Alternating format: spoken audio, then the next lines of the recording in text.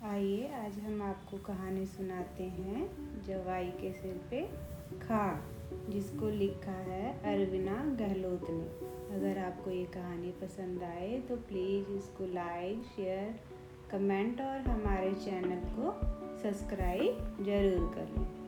शाम के वक्त काल बेल लगातार बजते हुए गोपा से रहा नहीं गया। अरे भाई, कौन है? आ रही हूँ मैं। मेरी तो घंटी ही फूंक डालेंगे क्या?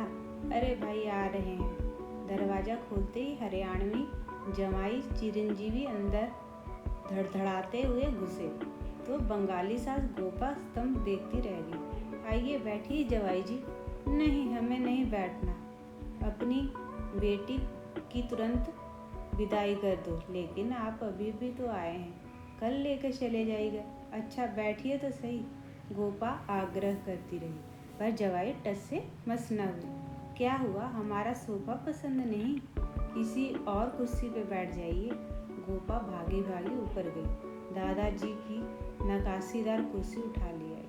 चिरंजीवी के खड़े खड़े पैर दर्द करने लगे तो हार कर बैठ गए। घर के सभी सदस्य उनकी खिदमत में लग गए। नाश्ते में संदेश, मिष्टी दोई और ढेरों मिठाइयाँ देख के मुँह में पानी आने लगा, पर खुद को संयत कर माँ की बात याद आ गई कि सुन बेटा, तू जाटनी का छोरा सै, तन्ने मेरी सो सै।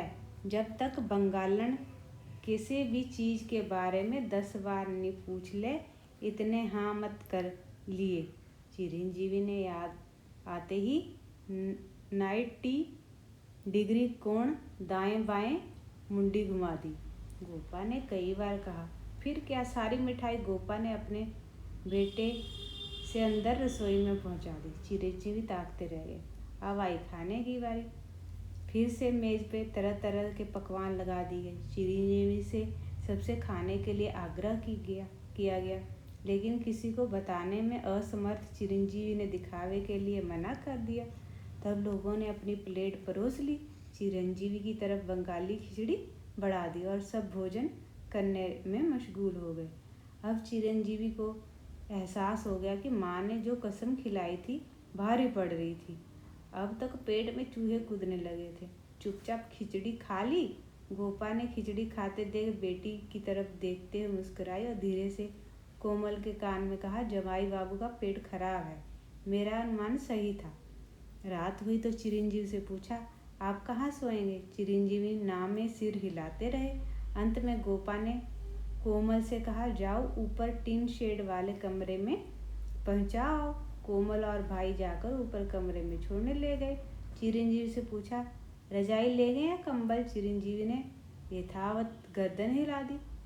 कोमल बिस्तर पर कंबल और पानी साइड टेबल पर रख भाई के साथ नीचे जाने को मुड़ी, लेकिन चिरंजीवी से तो शब्द ही नहीं निकले कि तुम रुक जाओ। अपनी बीवी को जाते देखते रह गए। ये मेरी बीवी भी एक बार रुक के मेरा हाल तो पूछती भाई। रहते मैं कुछ कह ना सका, पर उसने तो सोचना ही चाहिए था। पलंग पर लेटे तो सर्दी की रात सिरहन शरीर में महसूस की। पैतरे रख कंबल ओढ़ लिया, लेकिन वह ना काफ़ी लगा। सर्दी से दांत किटकिट किटाने लगे। नीचे जाकर कुछ चाय काफ़ी मांगने की हिम्मत नहीं थी, कसम टूट जाती। अब कंबल में ठंड न रुकी तो बिछावना ओढ़ लिया। उससे कम न चला तो गद्दा ओढ़ लिया, लेकिन ठंड रुकने का नाम नहीं ले रही थी। चिरंजीवी ने अपने ऊपर खटिया उलट ली और गुड्डी मुड्डी होकर रात बिताने का इंतजार करने लगे। शरीर का तापमान बढ़ने लगा तो हल्की सी बेहोशी छाने लगी। इतनी भी हिम्मत ना बची कि किसी को आवाज़ दे पाते।